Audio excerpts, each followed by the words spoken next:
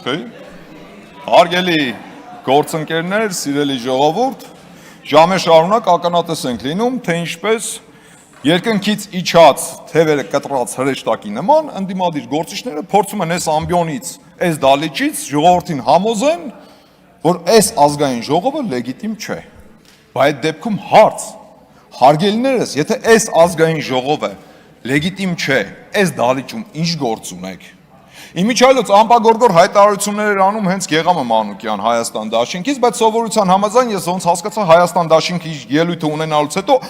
արագ լքում է դալիճը։ Իդեպ նմանատիպ ելույթներ հնչեց նաև ուժեղ Հայաստան դաշինքից։ Հիմա հարց ձեզ, եթե այս ազգային ժողովը լեգիտիմ չէ, այդ դեպքում ինչ գործ ունեք այս դալիճում։ Եթե ընտրությունները կեղծվել է, ձայները փոշիացվել են, ձայները գողացվել են, ինչպես դուք եք ներկայացնում։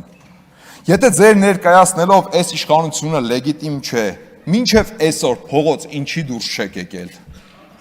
Ձեր քաղաքական առաջնորդը դեռևս տևական ժամանակ առաջ հայտարարում էր, որ ինչ-որ միասնական հանրահավաք պետք է անեք ողջ ընդդիմությունով, մինչև այսօր ինչի փողոց դուրս չեք եկել։ Մինչև այսօր այդ կեղծված ոչ լեգիտիմ ընտրությունները ինչի չեք մերժե։ Դուք ունեիք, չէ՞, բա ժողովրդի այդ տված լեգիտիմությունը, սատարումը, բա դուրս գայիք փողոց, բա մարդկանց հավաքեք ձեր կողքու բոլորը, բա դուրս գայիք փողոց ու հեղափոխություն անեիք, բա մինչև այսօր ում եք սպասում։ Եկե մանդատները ձիգ-ձիգ վերցրել նստել եք, գալիս եք այս ամբիոնից հայտարարում եք, թե այս ազգային ժողովը լեգիտիմ չէ։ Լեգիտիմ չէ, դուրս եկեք փողոց ու հեղափոխություն արեք։ Հա, իդեպ, ինչ որ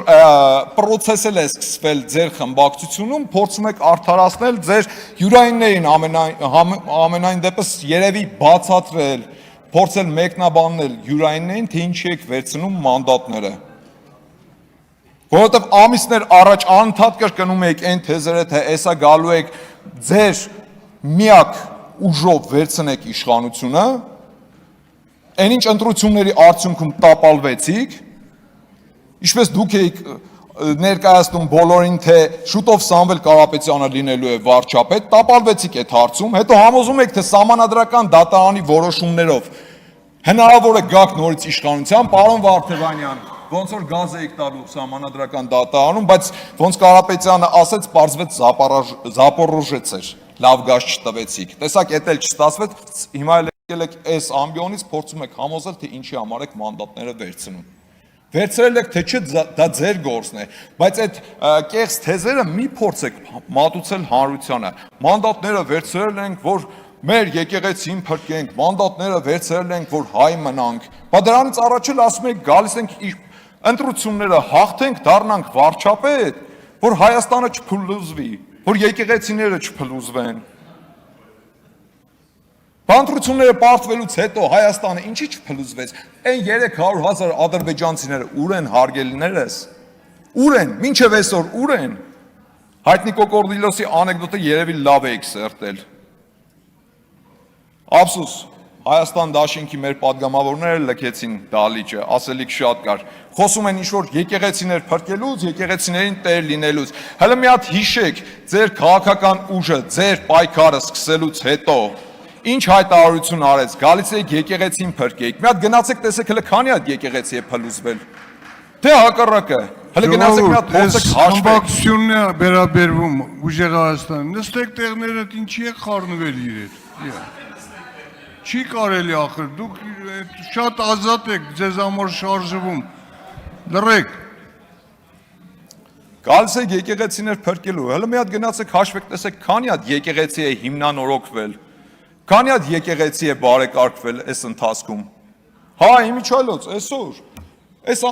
նստատեղերից ինչ-որ գոռում եք, ուր է վեհափառը, որ վեհափառի մասին է խոսքը, ժողովուրդ ջան, որ վեհափառի մասին է խոսքը, դու չի նախ, դուքա, պարոն Կարապետյան, դուքա ձեզ համար, ով է ձեր վեհափառը, Կտրիշ Ներսիսյանը, ժողովուրդ լռեք, Կտրիշ Ներսիսյանին, կգնաք ու կփնտրեք, այնտեղ որտեղ ինքը կա, այն Կտրիշ Ներսիսյանին, հուսակրոնության ուղղը խաղված, Կտրիշ Ներսիսյանին, փնտրեք իրենց զավակների մոտ։ Մի րոպե, ժողովուրդ, Կտրիչ Ներսիսյանը, հուսակրոնության ուղտը խախտած, Կտրիչ Ներսիսյանը։ Համակերպեք դրա հետ, պարոն Ղազինյան։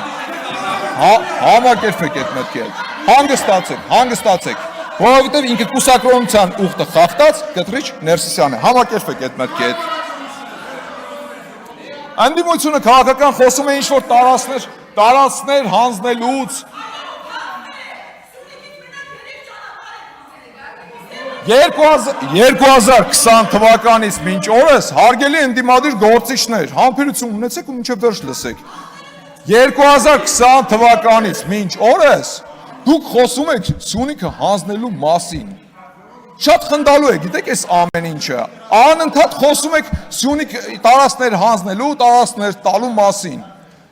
Ու ձեզ ասեմ, մեր ժողովուրդը այլևս չի էլ հավատում այդ թեզերին, այդ լոլոները էլ չի անցնում։ Հայաստան դաշինքի նայեք օրինակը վերցրեք։ 5 տարի շարունակ նույն լոլոները կարդացին, բոլորի գլխին։ Տեսակ ինչ օրը հայտնվեցին, դեռևս տարիներ առաջ էի ասում, որ Հայաստան դաշինքը իր պատմական մաքսիմումը ունի այսօր, բայց շարունակում է վատնել այդ պատմական մաքսիմումը։ Ու արդյունքում տեսակ ինչ եղավ։ Ընդհանրապես մնացել են 5-6 հոգի, ովքեր գալիս են այս ամբիոնից ելույթ են ունենում ու շատ արագ լքում են դալիճը։ Ասեմ ձեզ, նույնն էլ ձեզ է սպասվում։ Պարոն Կարապետյան, հուսով եմ առաջիկան անպայման կանրադառնաք այն հարցին, թե ուր են 300,000 ադրբեջանցիները։ Կանրադառնաք այն հարցին, թե Թույլ տվեք շարունակեմ։ Կանրադառնաք այն հարցին, իմիջիայլոց ձեր խմբակցության падգամավորներից մեկը այս ամբիոնից ելույթ էր ունենում։ Ասում էր, եկեք հլը մի հատ հասկանանք, ով կարող է առաջադրվել որպես ազգային ժողովի նախագահի թեկնածու։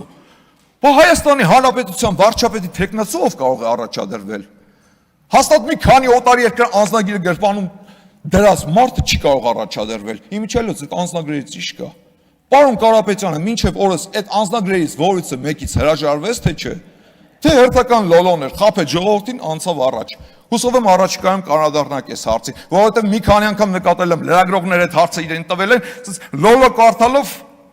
անցել է առաջ, մինչև վերջել չպատասխանելով այդ հարցին, ու փաստացի մինչև այսօր շարունակում է մի քանի անձնագիր ունենալ, ընդ որում օտարի երկրյա։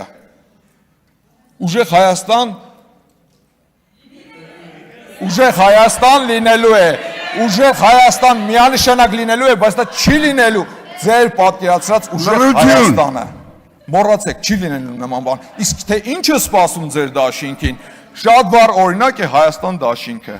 Հայ Միչայլոս, պարոն Վարդևանյան, նորից եմ կրկնում, եթե գտնում է ձեր խմբակցությունը, որ այս ազգային ժողովը լեգիտիմ չէ, րոպե առաջ դուրս եկեք փողոց ու սկսեք փողոցային պայքար, հեղափոխություն արեք։ Իմիջիայլոս, պարոն Վարդևանյան, շատ լավ հիշում եմ տարիներ առաջ փողոցում Զարթնիր լավով եք գոռում։ Շատ լավ էր ստացվում, այդ դերը ձեր շատ լավ էր ստացվում։ Ուղղակի չգիտես ինչ աշպարարական հնարքով մի խմբակցությունից հասակ մյուս խմբակցություն եւ հարցը գիտեք ինչումն է, այն որ քաղաքական խոսույթը ձեր քիմքին հարիշ չէ։ Ժողովուրդ չի կարելի լռեք։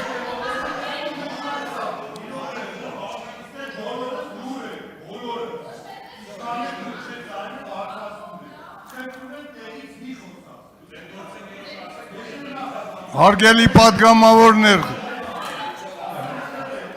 պարոն Սեմիդյան, խնդրում եմ վերջ տվեք։ Եվ վերջում հավելեմ, հուսով էի, որ ուժեղ Հայաստան խմբակցությունը,